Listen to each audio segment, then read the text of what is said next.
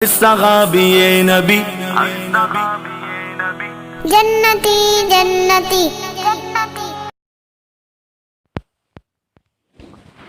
اعوذ باللہ من الشیطان الرجیم بسم اللہ الرحمن الرحیم الف لام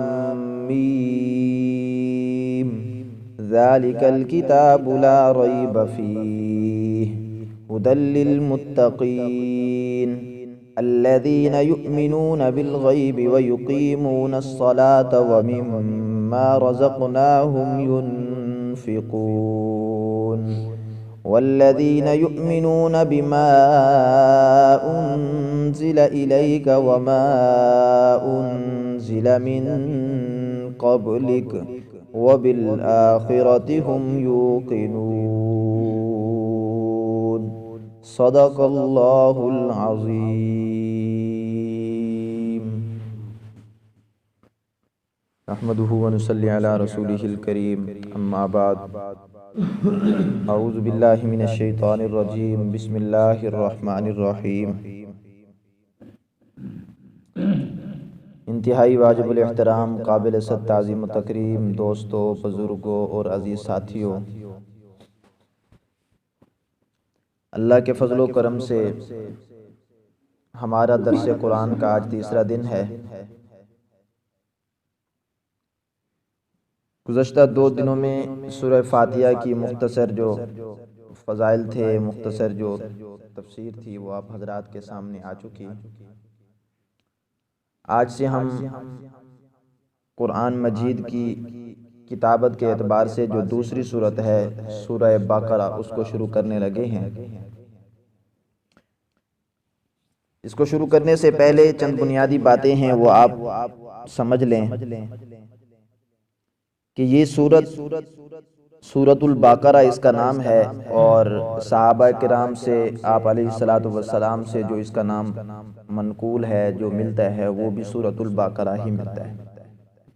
بعض حضرات نے کہا کہ اس کو سورۃ البقرہ، اس کا بقرہ نام نہیں کہنا چاہیے، لیکن وہ غلط کہتے ہیں کیونکہ احادیث میں اس کا نام یہی ہے، تو ہم بھی اس کا نام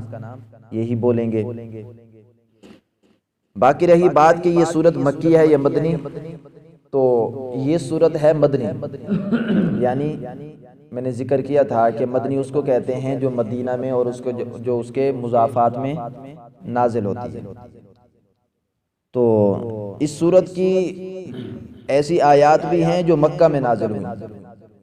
بہت ساری آیات ایسی بھی ہیں جو مکہ میں نازل ہوئی، لیکن چونکہ اغلب یہی ہے کہ یہ مدینہ میں نازل ہوئی، تو اس لیے اس کو مدنی کہتے ہیں۔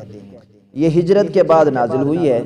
یعنی ہجرت کر کے آپ علیہ الصلوۃ والسلام جب مدینہ پہنچ گئے تو اس کے بعد یہ سورت نازل ہوئی ہے۔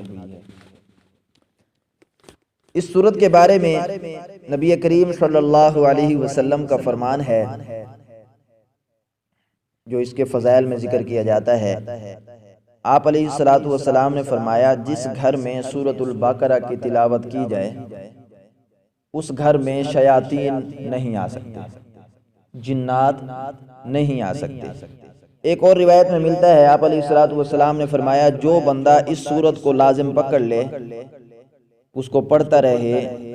تو اہل باطل اس پر قابو نہیں کر پائیں گے، اہل باطل اس پر قابو نہیں کر پائیں گے۔ مفتی محمد شفیع رحمۃ اللہ علیہ معارف القرآن میں اس کے ضمن میں لکھتے ہیں کہ اہل باطل سے مراد جادوگر، یعنی جادوگر جس بندے کو نقصان پہنچانا چاہتے ہوں اور وہ بندہ سورۃ البقرہ کی تلاوت کرتا ہو، تو اس کو جادوگر نقصان نہیں پہنچا سکتے۔ ایسے ہی آج کل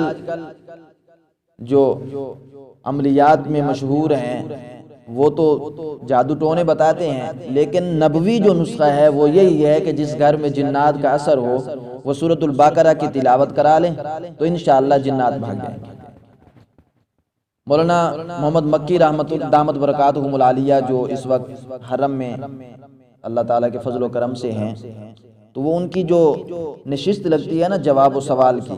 لوگ سوال کرتے ہیں، پرچیاں دیتے ہیں اور وہ جواب دیتے ہیں، تو اس میں عام طور پر لوگ جادو ٹونے کے متعلق پوچھتے ہیں کہ ہمارے گھر میں سایہ ہے، یہ ہے، وہ ہے۔ تو حضرت فرماتے ہیں کہ آپ اپنے گھر کے جتنے بھی افراد ہیں جمع ہو جائیں اور ایک ٹب اس میں پانی بھر لیں، اور جتنے افراد ہیں وہ سارے سورۃ البقرہ کی تلاوت کرتے رہیں، سورۃ البقرہ کی تلاوت کرتے رہیں اور ادھر ٹب میں پھونک مارتے رہیں۔ انشاءاللہ سارے جب ختم ہو جائیں گے، سورۃ البقرہ پڑھ لیں گے، تو وہ پانی آپ اپنے گھروں کی دیواروں پہ چھڑک دیں گے، انشاءاللہ جنات ختم ہو جائیں گے۔ تو اتنی بڑی فضیلت ہے۔ ایک حدیث میں آتا ہے نبی علیہ الصلوۃ والسلام نے فرمایا، جو بندہ سورۃ البقرہ کی 10 آیتیں رات کو پڑھ کر سوئے گا، 10 آیتیں رات کو پڑھ کر سوئے گا، اس کے گھر میں کوئی اس کو نقصان نہیں ہوگا۔ 10 آیت کے متعلق کیا ہے؟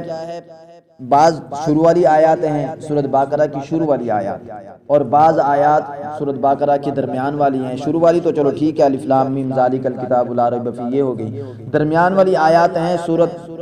کی وہ آیت الکرسی، اور 2 آیات اس کی ساتھ والی، 3 آیات وہ، اور باقی آخر کی آیات۔ تو یہ آیات جو بندہ رات کو پڑھ کر سوئے گا، اس کو انشاءاللہ کوئی نقصان نہیں ہوگا، اس کی کفالت، اس کی حفاظت کے لیے اللہ تعالیٰ کافی ہے۔ اور ایک روایت میں ملتا ہے کہ جو بندہ سورۃ بقرہ کی آخری آیات رات کو پڑھ کر سوئے گا، آمن الرسول سے آخر تک، یہ جو پڑھ کر سوئے گا تو اللہ تعالیٰ اس کی حفاظت کے لیے کافی ہوگا۔ اور آیت الکرسی کے متعلق کیا ہے، یہ انشاءاللہ جب ہم وہاں پہنچیں گے تو تب بھی اس کے بارے میں ذکر کر دوں گا، لیکن تھوڑا سا آپ حضرات کو اس کا ایک عجوبہ بتانے کے لیے، ایک عجیب بات ہے وہ بتانے کے لیے، کہ ایک صحابی نبی پاک صلی اللہ علیہ وسلم کے پاس ہے اور اس نے خواب دیکھا کہ یا رسول اللہ، میں نے خواب دیکھا ہے، کہ بلکہ خواب نہیں دیکھا، حقیقت ہے کہ میں اپنے ڈھیر کی حفاظت کر رہا تھا، تو ایک بندہ آیا، اس نے اپنا چہرہ چھپایا ہوا تھا اور اس نے آ کر نہ میرے ڈھیر میں سے اٹھانا شروع کر دیا، گندم کا ڈھیر ہوگا یا جو کا ہوگا، کسی چیز کا بھی ہوگا، اس نے اٹھانا شروع کر دیا۔ تو کہتے ہیں میں نے اس کو پکڑ لیا، اور جب میں نے اس کو پکڑا، بھئی تو کیوں چوری کر رہا ہے، تو اس نے کہا میرے گھر بال بچے جو ہے نا وہ بھوکے ہیں، اہل و عیال ان کے پاس کچھ ہے نہیں کھانے کے لیے، تو میں اس لیے لینے کے لیے آیا ہوں۔ تو کہتے ہیں مجھے ترس آ گیا تو میں نے دے دیا اس کو۔ دوسرے دن اس نے کہا پھر میں نہیں آؤں گا، دوسرے دن پھر آ گیا وہ، دوسرے دن جب آیا تو میں نے اس کو پکڑ لیا، پھر اس نے وہی بات کی، جب تیسرے دن آیا تو میں نے پھر پکڑ لیا اس کو، تو تیسرے دن جاتے ہوئے اس نے کہا کہ تو یہ آیات پڑھ لیا کر، کیا یہ آیات پڑھ لیا کر تو تیرے مال کی حفاظت ہوگی، کوئی چوری نہیں کر پائے گا۔ تو وہ آ کر جب اس نے آپ علیہ الصلوۃ والسلام کو عرض کی، آپ علیہ الصلوۃ والسلام نے فرمایا تو جانتا ہے وہ کون تھا؟ صحابی نے عرض کی یا رسول اللہ میں تو نہیں جانتا۔ آپ علیہ الصلوۃ والسلام نے فرمایا وہ شیطان تھا۔ کیا تھا؟ وہ شیطان تھا تو شیطان، چوری کرنے بھی شیطان آیا تھا، لیکن اللہ تعالیٰ نے اس شیطان کے ذریعے سے تمہیں ایک ایسا عمل دے دیا ہے جو حقیقت ہے، کہ جو بندہ رات کو آیت الکرسی پڑھ کر سوئے گا، اپنے گھر پہ پھونک مار کے سوئے گا، اپنے جسم پہ پھونک مار کے سوئے گا، اس کو نہ کوئی دنیاوی چیز نقصان پہنچا سکتی ہے اور نہ کوئی جادو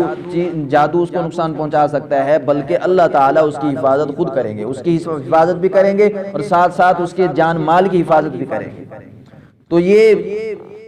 تھی سورۃ بقرہ میں جو آیت الکرسی کے متعلق۔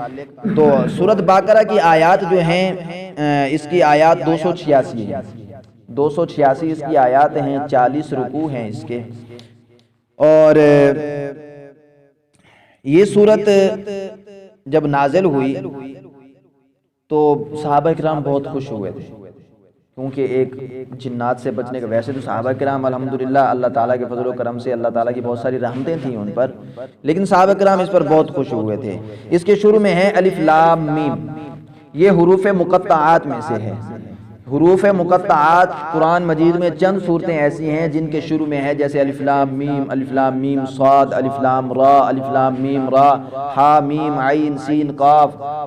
کاف ہا یا عین صاد، ایسے چند حروف ہیں یعنی جو اکٹھے کیے ہوئے ہیں، تو ان کو کیا کہتے ہیں؟ حروف مقطعات۔ علماء بتاتے ہیں کہ جو بندہ ان کو یاد کر لے،